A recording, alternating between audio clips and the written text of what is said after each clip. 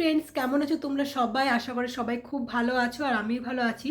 তো আজকে আমি কোনো ডেইলি ভ্লগ নিয়ে আসিনি, একটা রেসিপি নিয়ে এসেছি। তো রেসিপিটা হচ্ছে পালং শাকের। তো পালং শাকের আমরা অনেকেই আছি যে পছন্দ করি না, আমি নিজেও পছন্দ করতাম না। তবে আমার শ্বশুর বাড়িতে, সরি একটু গলাটা ভেঙে গেছে, শ্বশুর বাড়িতে তো আমি এক রেসিপি খেয়েছিলাম পালং শাকের, তো আমার খুবই ভালো লেগেছিল। তো তখন থেকে আমি যতবারই সবজি বাজার যাই, পালং শাক পেলে আমি অবশ্যই সেই রেসিপিটা বানাবো। তো চলো বেশি না বকে রান্নাঘরের দিকে যাওয়া যাক। তো আমি দেখো রান্নাঘরে এসে গেছি। রান্নাঘরে এসে পালং শাকটা আমি ভালো করে ধুয়ে কেটে রেখেছি, আর এদিকে আলু কেটে রেখেছি, আর কাঁচা লঙ্কা কেটে রেখেছি। তোমরা চাইলে বেগুন দিতে পারো, বেগুন দিলে আরও বেশি ভালো হয়, কিন্তু যেহেতু আমার বেগুনে অ্যালার্জি আছে তো তার জন্য আমি বেগুনটা স্কিপ করে গেছি। আর এই যে কড়াইয়ে সর্ষের তেল দিয়ে দিয়েছি, আর একটুখানি পাঁচফোড়ন দিয়েছি, আর আলুগুলো দিয়ে দিলাম। একটু আলুগুলো লাল লাল হয়ে গেলে আমি উঠিয়ে নেব। তোমরা চাইলে বেগুন দিতে পারো, তো বেগুন দিলে একটু বেশি ভালো হয়।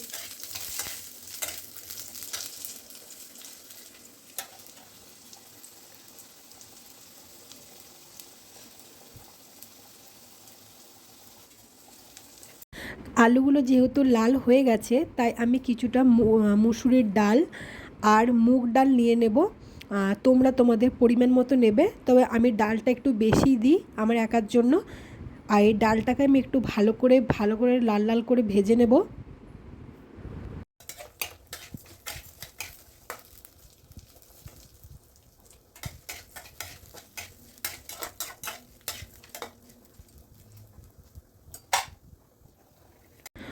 তো ডালটা আমার দেখছো লাল লাল হয়ে গেছে। তো এবার এটার মধ্যে আমি পালং শাকগুলো দিয়ে দেবো। পালং শাকগুলো ভালো করে আমি নেড়ে চেড়ে নেব, আর একটু ভালো করে কষিয়ে নেব ডালটার সাথে।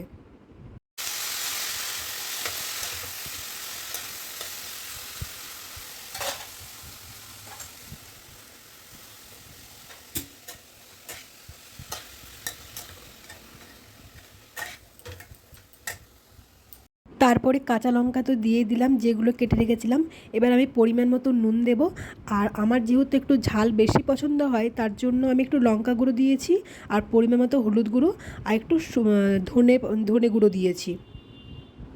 এবার এগুলোকে ভালো করে আমি একসাথে মিক্স করে নেব, মিক্স করে একটু ভালো করে নাড়তে থাকবো।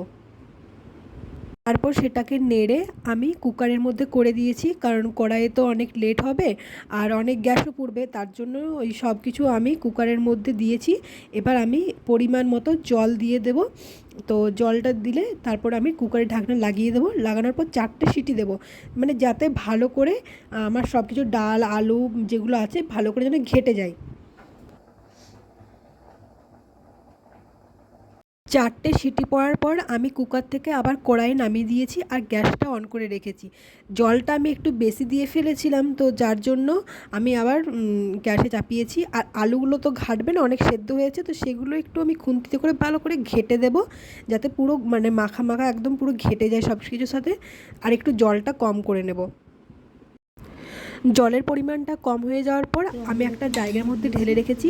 ব্যাস, আমার পালং শাকের ঘন্ট রেডি। মানে এটা গরম ভাতের সাথে এত ভালো লাগে খেতে, এত ভালো লাগে মানে কিছু বলার নেই।